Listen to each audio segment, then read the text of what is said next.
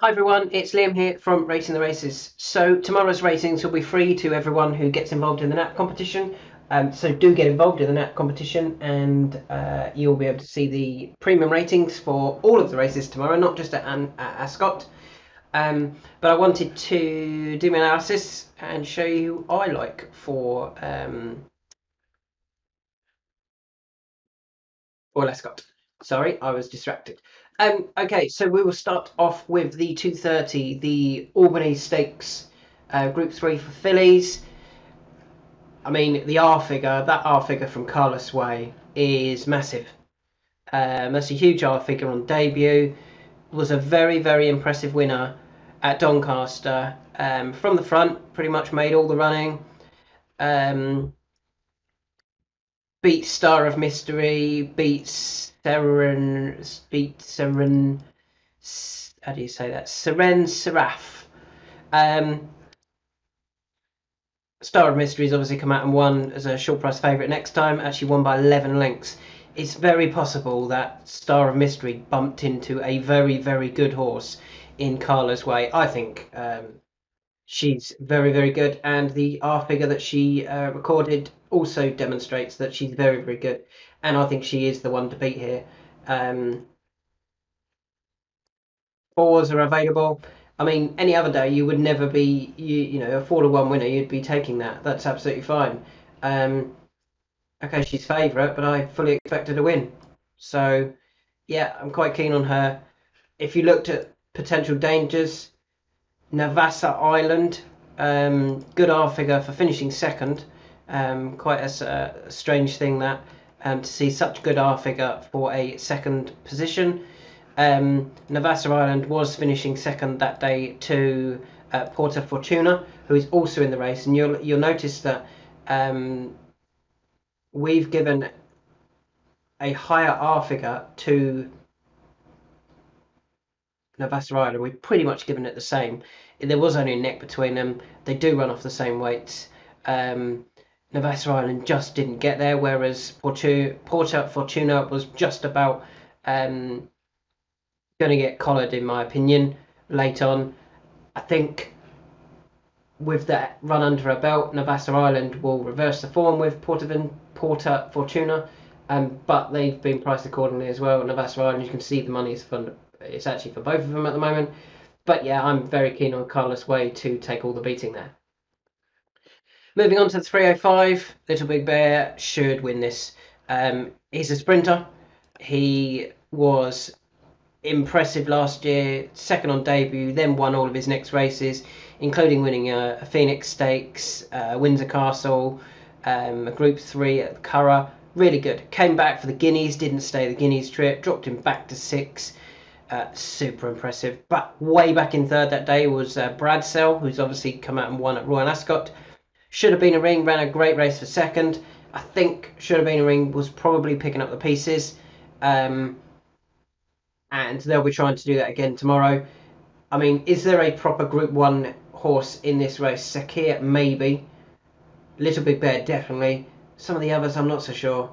Little Big Bear really should win that, and he is still odds against. To be honest, I think that's great. I think he'll go off odds on, and I think he takes all of the beating there. He should, just got to jump out and try and make all the running really. So moving on to the 340, the first of the handicaps, and there's two in this race that I like. It's the Duke of Edinburgh Stakes over a mile and a half. Now, Akita Sushi is interesting. Finished third last year in the Copper Horse when rated 104. Bizarrely runs here off 102, despite having won twice recently at Dundalk on the all weather.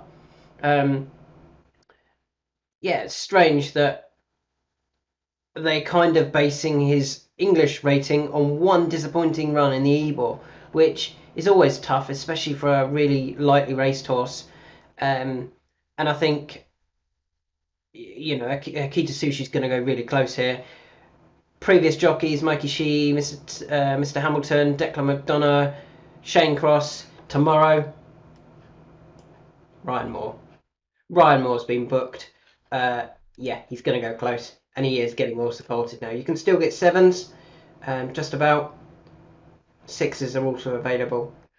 But yeah, I think Akita Sushi, we know he'll be finishing strongly because he does stay a bit further, but he's also demonstrated winning a race at Dundalk, beating San Andreas, that the mile and two trip is absolutely fine. So this intermediate 1 mile 4 should be perfect for him. Fully expect him to go really close here. He's still actually quite lightly raced, really. Second horse that's definitely caught my eye is the one right at the top of the handicap, and having his first run for New Connections. Um, Jamie Osborne's got the horse, and you can see that Jamie's not bad with his horses that have been switched to him. Some of his efforts were really good, including this one here, when he was well beaten, but it was the St James's Palace. He ran over a mile, and he actually finished last. He went off 50-1. He was a pacemaker, really. But, he then continued to ply his trade at quite high company. He won a Group 3 on his next run. He was then last of 6 in a Group 2, 5th of 7th in a Group 2, 6th of 10, not beaten far, 4.5 lengths in a listed race, before finishing 8th of 12 in a listed race, only beaten 5 and a bit lengths. Now, he returns to Ascot here with for Jamie Osborne. Jamie puts a tongue tie on, and he's only running off 105, having previously been rated 109 to 111 when with Aidan O'Brien. So he's been given a chance here by the handicapper, and the tongue tie is on. If the tongue tie works, they obviously feel there's something, there's more to come. Maybe something was ailing his performances towards the back end of last season for Aidan O'Brien. Maybe Jamie's had him on the gallops, felt that he needed a tongue tie. If that brings him back to his best, I mean, that figure is massive. I know he was last and he made all the running, but yeah, I think he could be very interesting in this race, and he's a big price, and he's worth a small bet on him to find out whether that was a good performance or whether he's been given a rating purely because of the race he was in. I mean, this is much easier company than what he has been running in, so he's definitely interesting. Akita Sushi would definitely be the number one in the race. Moving on to the 420, you can see the R figures. 3 good R figures from Tahira. Nothing good enough from Meditate. As good as she is, I think she's a proper Group 1 filly. I think Tahira is top notch. I think I would have picked her to beat Morge as well if Morge had made the race. She doesn't. I think Tahira wins this though. Yeah, no price. 4-7, 8-13. I think she wins. You could potentially think about doubling her with Little Big Bear if you like that. That's a potential angle there. So moving straight on then to the 5 o'clock. Jackie O definitely catches my eye. Aidan O'Brien, Ryan Moore, won on debut, second in a listed race when running a really good race behind the Village Voice, and then last time 5th in the Irish 1000 Guineas.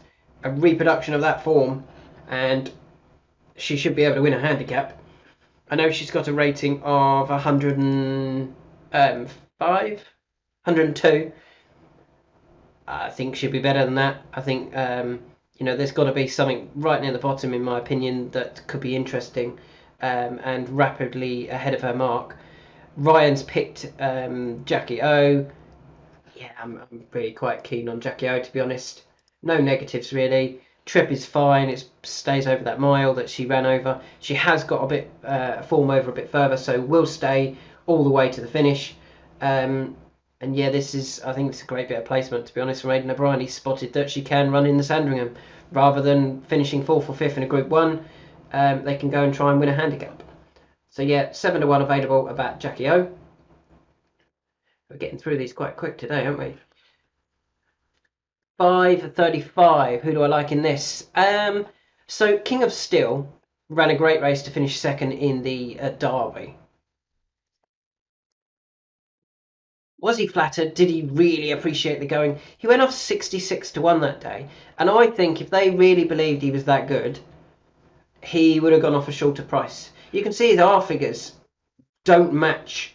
They're kind of suggesting that was almost a fluke sort of thing. And then similarly, they're kind of suggesting that Continuous's win at the Curragh potentially was a fluke.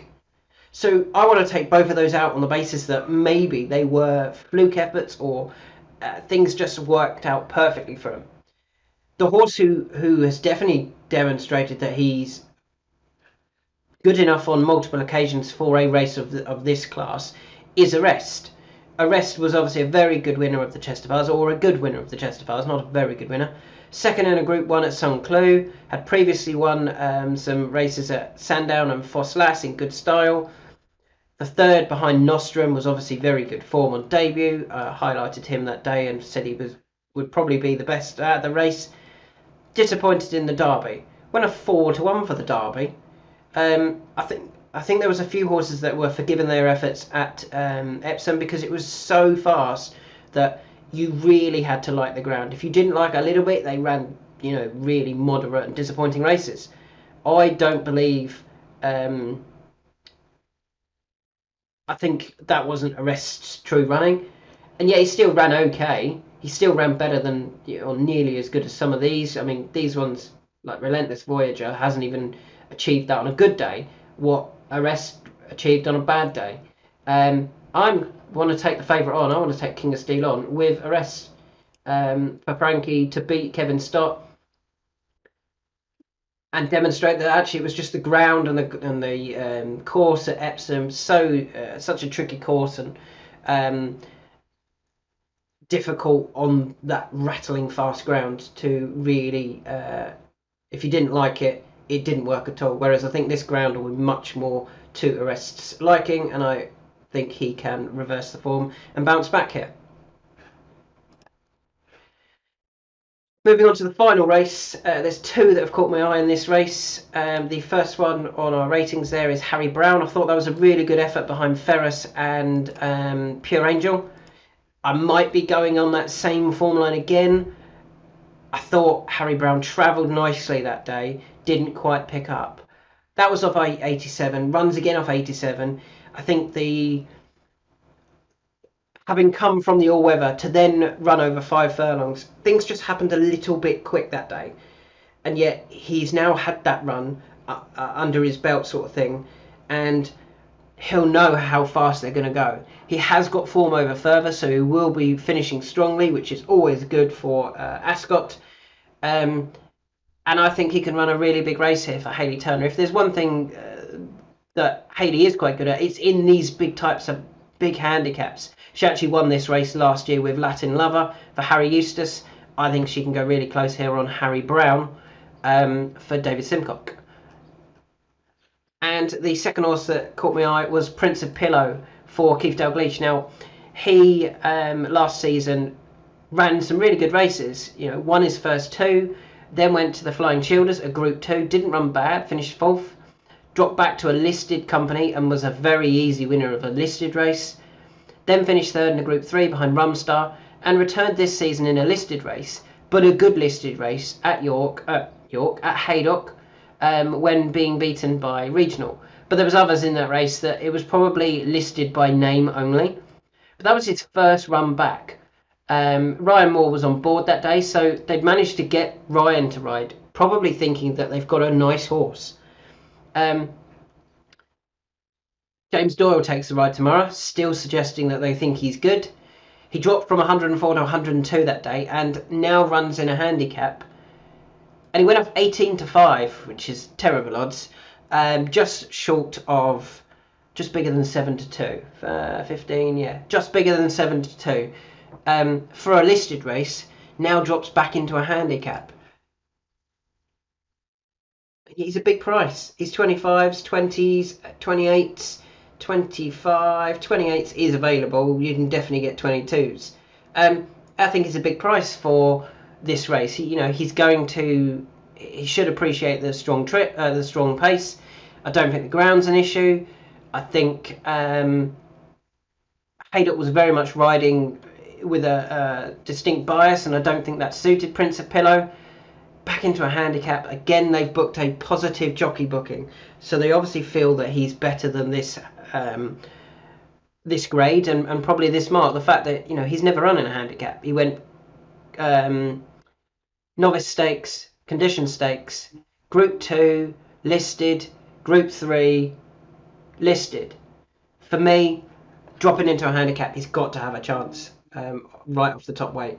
So they are my two in the final race, and they are Prince of Pillow at big prices and Harry Angel, who's quite big as well at 16s, to be honest.